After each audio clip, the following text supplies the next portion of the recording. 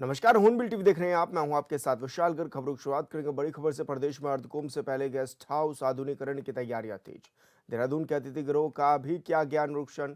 सचिव आवास doctor R Rajesh Kumar ने किया निरीक्षण। व्यवस्थाओं का भी इस दौरान लिया जायजा। अधिकारियों को दिए निर्देश। बीजापुर अतिथि गृह के लिए 3 चरणों में मरम्मत योजना। तो सुरक्षा और उच्चीकरण कार्य भी योजना में शामिल है। ऑफिसर्स ट्रांजिट हॉस्टल में नवीनीकरण बन रहे 9 नए कमरे।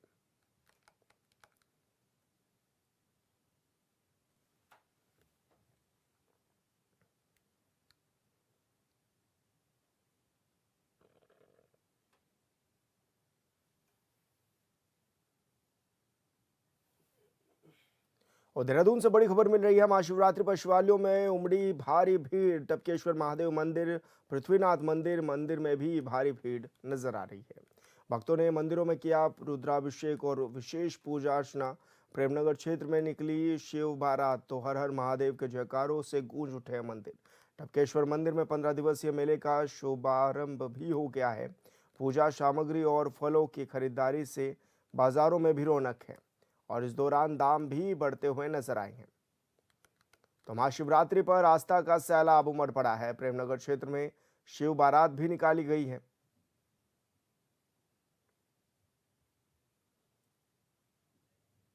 और हर हर महादेव के जयकारों से सुबह से ही मंदिर परिसर गूंजते हुए नजर आ रही हैं।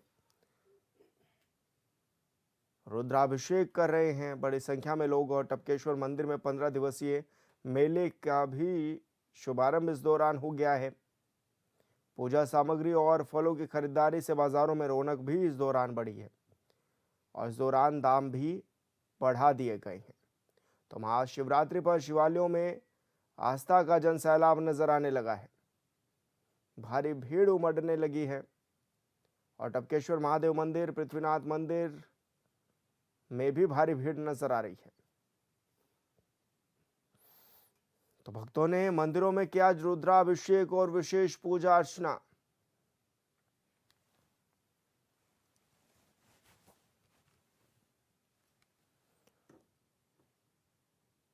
तो प्रेमनगर में शिव बारात भी इस दौरान निकाली गई है।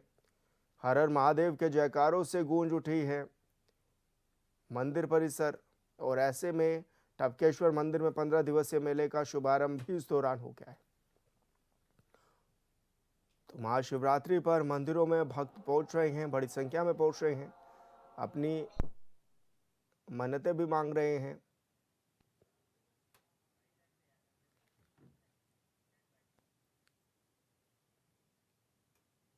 महाशिवरात्रि पर मंदिरों में भक्तों का तांता लगा हुआ है। सुबह से ही शिवालयों में भक्त जलाभिषेक और रुद्राभिषेक करते हुए नजर आ रहे हैं।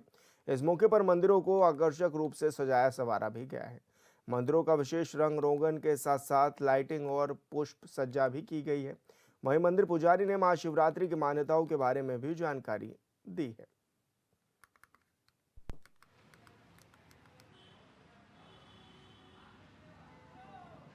शिवरात्रि के अवसर पर अक्सर ये देखा जाता है कि भक्तों की भारी भीड़ मंदिरों में पहुंचती है। क्या कुछ शिवरात्रि की मान्यताएं हैं? मंदिर के मुख्य पुजारी जी से बात करेंगे।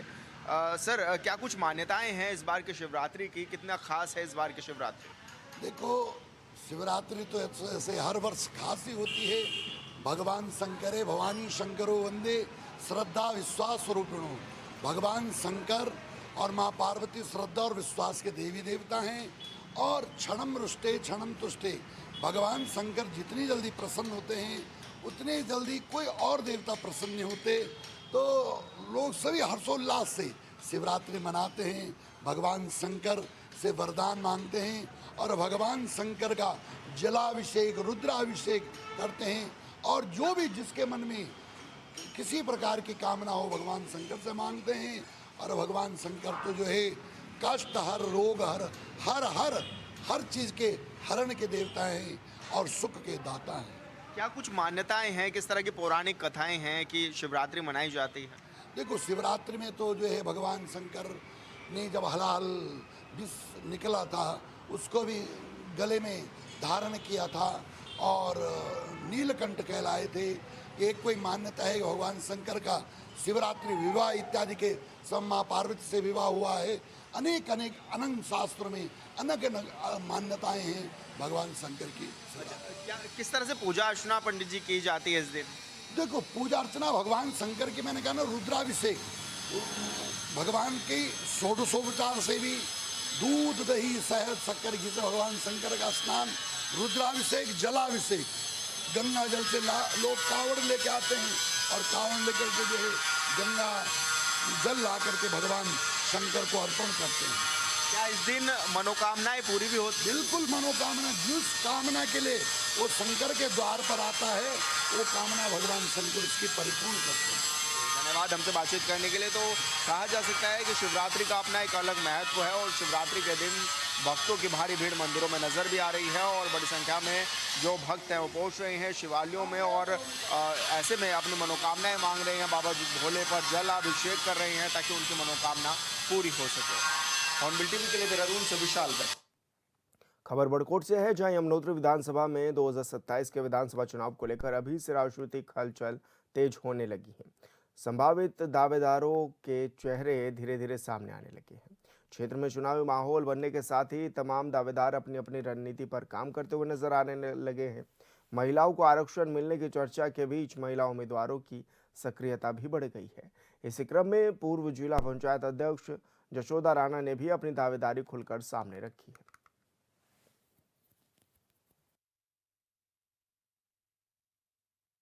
नहीं, निश्चित तौर पर पूर्व में भी 2003 से और 8 तक मुझे नगर पंचायत में जब पहले बार यहाँ पर महिला सीट आई उसमें सौभाग्य प्राप्त हुआ। भारतीय जनता पार्टी का मुझे आशीर्वाद मिला, मुझे टिकट मिला और मैं यहाँ से चुनाव जीती हूँ।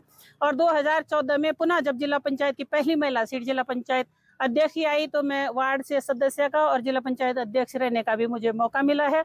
निश्चित तौर पर दोनों जो मेरे कार्यकाल है उसमें मेरे काम को लेकर सारे जितनी भी हमारे क्षेत्र है, पूरा उत्तरकाशी जिला मैं विभिन्न पूरे क्षेत्र में मैंने भ्रमण किया है। पूरे क्षेत्र में मुझे मेरी पहचान है और जो भी मेरे पास आया होगा, जो भी समस्या मेरे पास आई है उसका निदान करने का मैंने प्रयास किया है। इसलिए मैं मानती हूँ कि मैं महिलाओं के बीच में प्रबल दावेदार हूँ और सशक्त उम्मीदवार हूँ। गदरपुर विधायक अरविंद पांडे का एक बयान सोशल मीडिया पर और राजनीतिक गलियारों में तेजी से वायरल हो रहा है। यह बयान उन्होंने जिले के पुलिस कप्तान मणिकांत मिश्रा के ट्रांसफर के बाद दिया है। दरअसल विधायक अरविंद पांडे ने पुलिस कप्तान मणिकांत मिश्रा के तबादले को लेकर प्रतिक्रिया देते हुए कहा है कि उधम सिंह नगर में पहले मुख्यमंत्री की टीम के एक मणिकांत थे, अब 3 और आ गए हैं, क्योंकि उधम सिंह नगर जिले में काम बहुत है और ये सभी पुलिस अधिकारी मिलकर जिले की कमान संभालेंगे। विधायक के इस बयान को लेकर अलग अलग मायने भी निकाले जा रहे हैं। कुछ लोग इसे प्रशासनिक मजबूती से जोड़कर देख रहे हैं, तो वहीं विपक्ष से तंज और व्यंग के रूप में ले रहा है। और हमारे यहाँ के जिला पंचायत सदस्य किसी भी अधिकारी का स्थानांतरण किसी चीज का समाधान नहीं है और मैंने अपने राजनीतिक जीवन में किसी का ट्रांसफर के लिए मैंने काम कभी भी नहीं किया है। हाँ, कुछ जनता के सुख दुख होते हैं, तकलीफ होती है, उस व्यवस्था पे कोई दिक्कत आए तो उसको ठीक करने के लिए मैं प्रयास करता हूँ, न कि किसी का ट्रांसफर के लिए। उस समय निकल गया कि मणिकांत जी कहीं का ट्रांसफर नहीं हुआ, इसी जिले में है और मणिकांत जी जैसे योग्य अधिकारी 3 और आ गए हैं यहाँ। तो पहले एक मणिकांत जी थे, अब 4 हो गए हैं। चारों मिलकर उधम सिंह नगर जिले में काम बहुत है, चारों लोग मिलकर संभालेंगे और इन चारों लोगों से हमारे मुख्यमंत्री जी काम को संभलवाएंगे, जिला संभलवाएंगे। नहीं, एक हरिद्वार से आए हैं, एक चंपावत से आए हैं, एक पिथौरा, एक अल्मोड़ा से आए हैं और एक मणिकांत जी पहले से ही थे, तो 4 लोग हो गए। चारों लोग मिलकर मुख्यमंत्री जी इन चारों लोगों से जिले के अंदर काम बहुत है, इस काम को संभलवाएंगे। हम शुभकामना देते हैं। मसूरी में कैंपटी स्टैंड के पास गंगोत्री यमुनोत्री मार्ग पर अवैध रूप से किया जा रहे खनन के बाद मार्ग पूरी तरह क्षतिग्रस्त हो गया, जिसके चलते यहां से वाहनों की आवाजाही पूरी तरह से बंद कर दी गई है। लगभग 15 से 20 दिनों तक मार्ग वाहनों के लिए बंद रहेगा। रूट डाइवर्ट होने की वजह से स्थानीय लोगों के साथ ही पर्यटकों को भी काफी परेशानियों का सामना करना पड़ रहा है। सुबह से लेकर शाम तक जाम लग रहा है। वहीं उप जिला अधिकारी के नेतृत्व में राष्ट्रीय राजमार्ग मसूरी देहरादून विकास प्राधिकरण नगर पालिका की ओर से स्थल का भी निरीक्षण किया गया है। इस दौरान अवैध रूप से खनन करने के चलते मार्ग क्षतिग्रस्त होना पाया गया है।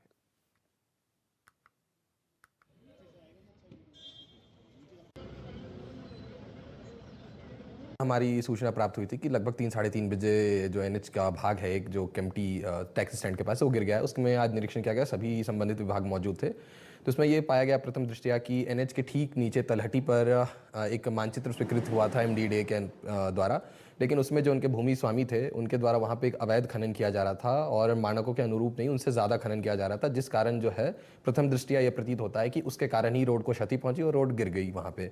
तो इसका क्रम में निर्देशित किया गया है संबंधित पहले विभाग जो एक्सएनएनएच है कि वो तुरंत संबंधित के खिलाफ सुसंगत धाराओं में कोतवाली में मुकदमा दर्ज कराएंगे।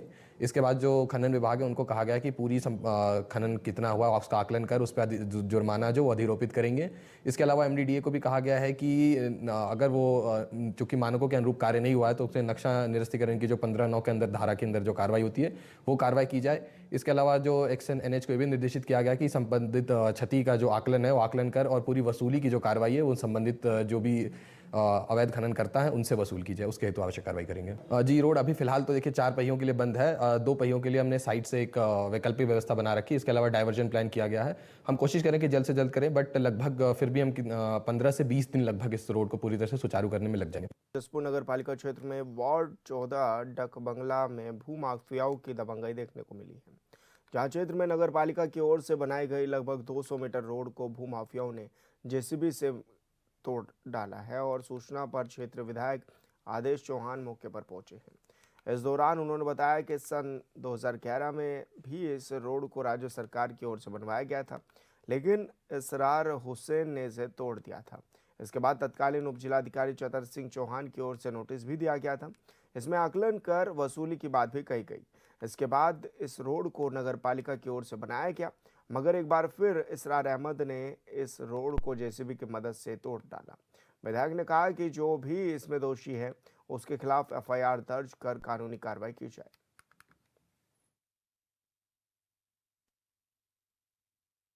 उसको किसी व्यक्ति के द्वारा तोड़ दिया गया, तो मैं मौके पर पहुंचा। तो मैंने मौके पे जो ठेकेदार है उन्हें बुलाया। तो ठेकेदार का नाम है नफीस ठेकेदार, जिन्होंने मुझे अपना एक लेटर दिखाया कि मैं ये सड़क नगर पालिका से स्वीकृत है।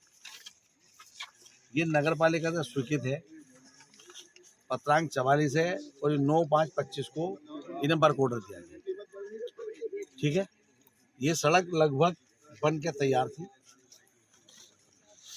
2011 में बनी थी राज्य योजना से, पहले सड़क चल रही थी।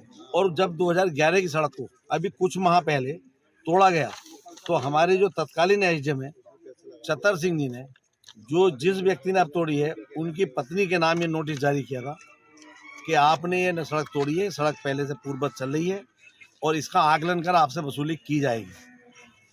तो नगर पालिका ने उसका आकलन नहीं किया अभी, तो अभी तो पहली जो तोड़ी गई है उसका भी वसूली उनसे होनी चाहिए, और उन्होंने फिर दोबारा तोड़ी।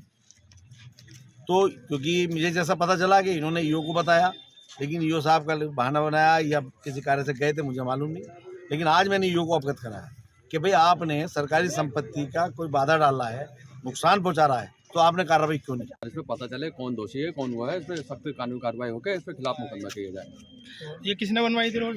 ये रोड मैंने बोर्ड की मीटिंग में पास भी करा दी थी, तो इसरार भाई के मकान से जी तुम्हारा इनके स्कूल तक, ये कौन भाई से के मकान से इसरार भाई के स्कूल तक। कौन से जो है मोहल्ले का मामला और वार्ड नंबर क्या है? ये डांग मंगला कहलाता है, वार्ड नंबर 14। तो इसमें नगर पालिका की किस तरह की जो है कार्रवाई को लेकर बात की नगर गई है? पालिका की मुझे कोई नहीं लग रहा।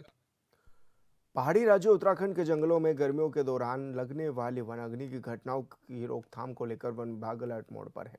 इसी क्रम में कालसी में भूमि संरक्षण वन प्रभाग की ओर से एक गोष्ठी का आयोजन किया गया। इस दौरान डीएफओ मयंक गर्ग ने फायर सीजन की तैयारियों को लेकर विस्तार से चर्चा भी की और सभी वन कर्मियों को हर समय सतर्क रहने के निर्देश भी दिए हैं।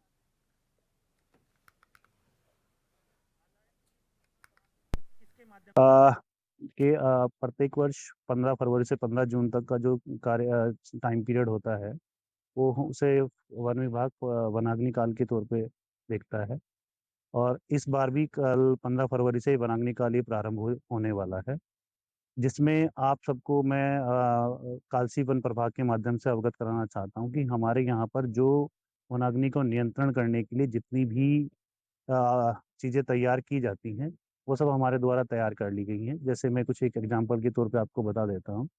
हमारे यहाँ 26 क्रूज स्टेशनों की स्थापना की गई है और 26 क्रूज स्टेशनों के सापेक्ष 114 फायर वाचर रखे जाने की हमें स्वीकृति प्राप्त हुई है, जिसके सापेक्ष उनकी हमने डिप्लॉयमेंट भी कर दिया है।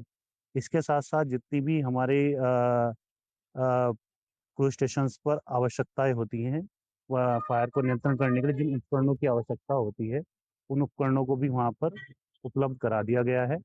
और हमारा स्टाफ आज हम इसीलिए एक हमने ये बैठक किया है, जिससे हमारा स्टाफ को भी ये रिफ्रेश हो जाए कि हमारा जो भी फायर में चीज़ें होती हैं उसे कैसे नियंत्रण करना है और कैसे आगे सूचना देनी है, वो आज हम इस पर चर्चा भी कर रहे हैं। सबसे पहले मैं बताना चाहूँगी, मेरा नाम बबीता चंद्रा है, वन दरोगा कालसी भूमि संरक्षण वन प्रभाग कालसी। जैसे कि मैं सिविल स्वयं में हूँ और कालसी प्रथम रेंज में हूँ। मैं ये बताना चाहूँगी कि वन अग्नि सुरक्षा हम लोगों का सिर्फ एक फॉरेस्ट वालों का दायित्व नहीं है, सभी का है, क्योंकि जंगल तो पूरे लोगों का है। हम लोग भी पूरी कोशिश करते हैं, लेकिन कोशिश सिर्फ अकेले की नहीं होती। जब तक हमारे साथ पूरे ग्रामीण ना हो, लोग ना हो, तो हम इस चैनल के माध्यम से ये सूचना देना चाहेंगे कि जितने भी हमारे लोकल बंधु लोग हैं, जितने भी हैं, आप लोग ज़्यादा से ज़्यादा लोगों को जागरूक करें। धन्यवाद। कर्नाटक में बेंगलुरु के एक और मंगला इंडोर स्टेडियम में 14 फरवरी को उद्यमियों को बढ़ावा देने के लिए एक दिवसीय वी उत्सव का आयोजन किया गया है, जिसमें 8 राज्यों ने अपनी अपनी संस्कृति को प्रदर्शित किया गया।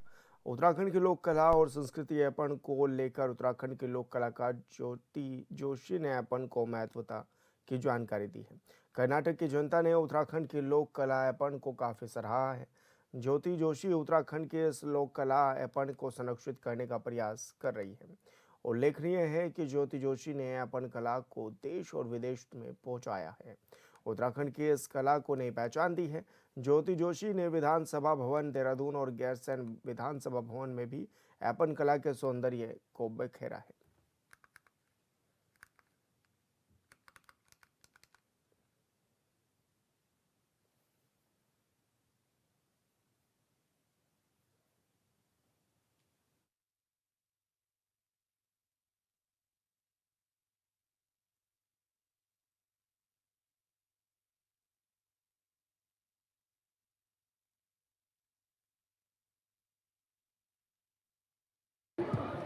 नमस्कार, मैं ज्योति जोशी, उत्तराखंड की ऐपन कलाकार, और आज हम यहाँ कर्नाटक बेंगलोर में अपनी लोक कला को रिप्रेजेंट करने के लिए आए हुए हैं 8 राज्यों के साथ EDII के माध्यम से। और मेरे साथ में हैं शैलेश रावत जी। नमस्कार। भारतीय उद्यमिता विकास संस्थान अहमदाबाद द्वारा बेंगलोर में एक महिला उद्यमियों के लिए एक वी उत्सव करके एक इवेंट यहाँ पर रखा गया था, जिसमें महिला उद्यमियों को अपने प्रोडक्ट को डिस्प्ले करने का एक बहुत ही अच्छा मौका यहाँ पे था। तो हमारे उत्तराखंड से एक बहुत ही सफल उद्यमी ज्योति जोशी जी द्वारा यहाँ पर ऐपन, जो हमारी उत्तराखंड की लोकल आर्ट है, उसको यहाँ पर प्रमोट किया जा रहा है। तो मैं धन्यवाद करना चाहूँगा ज्योति जोशी जी का, जो इस लोक कला को यहाँ बेंगलोर में भी प्रेजेंट कर रही हैं, हमारे उत्तराखंड को यहाँ पर उनकी आर्ट को यहाँ पर रिप्रेजेंट कर रही हैं। Thank you Joshi ji. Thank you Shailesh ji. और आप, मेरा बड़ा सौभाग्य है कि मुझे EDII के माध्यम से हमारी जो लोक कला है ऐपन, उसको इतने बड़े राज्य में रिप्रेजेंट करने का मौका मिला। बीजेपी के पूर्व राष्ट्रीय अध्यक्ष और केंद्रीय स्वास्थ्य मंत्री जगत प्रकाश नड्डा की मौजूदगी में एक कोर ग्रुप की बैठक हुई, जिसमें चुनाव को लेकर आगे की रणनीति भी बनाई गई। बूथ स्तर तक पार्टी को और अधिक सशक्त बनाने की बात कही गई। पार्टी नेताओं ने दावा किया है कि तीसरी बार प्रदेश में प्रचंड बहुमत से सरकार बनेगी, जिस पर विपक्ष भी तंज कस रहा है।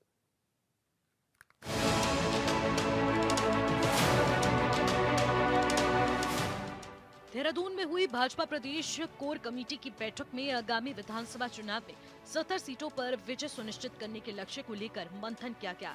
चुनाव को देखते हुए संगठन को बूथ स्तर तक और अधिक सशक्त बनाने पर जोर दिया गया। इस उद्देश्य से विभिन्न कार्यक्रमों और चुनावी रणनीति को लेकर विस्तृत समीक्षा की गई। बैठक में चुनाव को लेकर आगे की क्या रणनीति है, वो तैयार हुई है। 70 की 70 विधानसभाओं में भारतीय जनता पार्टी विजयी की ओर बढ़े, इसके लिए हमने अपने सभी माननीय विधायकगण से कहा कि अपने क्षेत्र के अंदर जनता की समस्याओं का, क्योंकि काफी काम हुए, फिर भी कार्यकर्ताओं की अपेक्षा रहती है, क्षेत्र की अपेक्षा रहती है किसी काम के लिए, तो हम उस काम को भी यथा समय धरातल उतार सकें, इस प्रकार की रचना की दृष्टि से विधायकों के साथ एक बड़ी बैठक माननीय मुख्यमंत्री साहब हम करने वाले हैं। लोकसभा अनुसार प्रत्येक लोकसभा अनुसार वहाँ के विधायक, पहले भी हमारी बैठक हुई थी, एक बैठक हम दोबारा उस रूप में करेंगे और उस विधानसभा का फीडबैक विधायक के द्वारा जो दिया जाएगा उसके आधार पर सरकार के माध्यम से जो काम रह गए हैं उसको करने का प्रयास करेंगे। और मैं कह सकता हूँ भारतीय जनता पार्टी एक सशक्त दल के रूप में इस बार उत्तराखंड के अंदर तीसरी बार सरकार बनने जाएगी। पार्टी में प्रदेश अध्यक्ष महेंद्र भट्ट ने बताया कि 17 फरवरी को प्रशिक्षण कार्यशाला आयोजित होगी, जिसमें मुख्यमंत्री के साथ वर्तमान राजनीतिक और संगठनात्मक परिस्थितियों पर चर्चा की जाएगी। 7 मार्च से 14 अप्रैल तक प्रशिक्षण अभियान चलाया जाएगा, जिसमें चुनाव की दृष्टि से कार्यकर्ताओं के सुझाव भी लिए जाएंगे। मंडल स्तर पर मोर्चों की बैठक के बाद संयुक्त मोर्चा बैठक आयोजित कर संगठन को और सुदृढ़ किया जाएगा। नव मतदाताओं को जोड़ने और दोनों मंडलों में बूथ कार्यक्रमों को मजबूत करने की रणनीति तैयार की गई है। मार्च से पहले विभिन्न विषयों पर संवाद कार्यक्रम आयोजित की जाएंगे।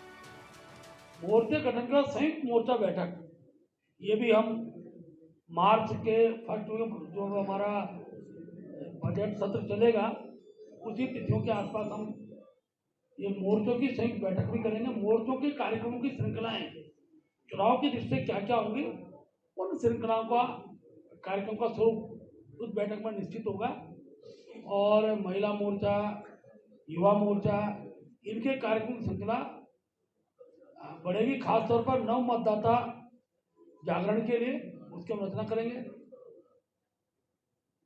SIR के संदर्भ में हमारे BLA-2 तक का गठन हमने लगभग 80% हमारा पूर्ण हो चुका है, वो जल्दी पूर्ण हो जाए और उसके बाद हम अपने पूरे प्रदेश के अंदर दोनों मंडलों में बूथ के 3 कार्यकर्ता, बूथ अध्यक्ष, बूथ के हमारे BLA-2 और बूथ के सचिव, ये 3 कार्यकर्ता बूथ से बुलाकर गढ़वाल मंडल का कुमाऊं मंडल अलग करेंगे। बूथ पर होने वाले कार्यक्रमों की श्रृंखला उस पर हम उसको तय करेंगे। बूथ पर क्या कमजोरी है, खासतौर पर जिन बूथों को पिछली बार लोकसभा विधानसभा जीत नहीं पाए थे, उन पर विशेष हमारी दृष्टि रहेगी और उन बूथों को जीतने के लिए इस बार पार्टी हर तरह का प्रयास करेगी। महेंद्र भट्ट ने कहा कि मुख्यमंत्री विधायकों के साथ अलग से संवाद करेंगे। उन्होंने बताया कि मंत्रिमंडल विस्तार के मुद्दे पर भी चर्चा हुई है। राज्य स्तरीय सर्वे के आधार पर कोर कमेटी में मंथन किया गया। केंद्रीय टीम विकास केंद्रित मुद्दों के आधार पर चुनाव में उतरेगी।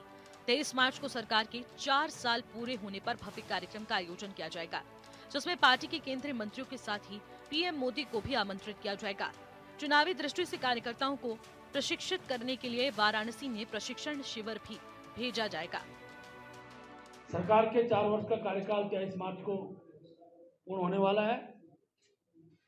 अभी हमने तिथि तय नहीं की, लेकिन बड़ा कार्यक्रम लगभग 1.5 से 2 लाख संख्या का बड़ा कार्यक्रम हम लोग उस दिन करेंगे और हमारा प्रयास रहेगा कि केंद्रीय मंत्री, माननीय प्रधानमंत्री से लेकर एक गृह मंत्री, जिसका भी समय को मिले उस कार्यक्रम में उनको बुलाएंगे। एक बड़ा कार्यक्रम रहेगा जिसमें हमारे सभी सांसद, हमारे सभी विधायकगण, हमारे दायित्वधारी उस कार्यक्रम में उपस्थित भी रहेंगे। और फिलहाल इस बुलेटिन में इतना ही। आप देखते रहिए हॉर्नबिल टीवी। नमस्कार।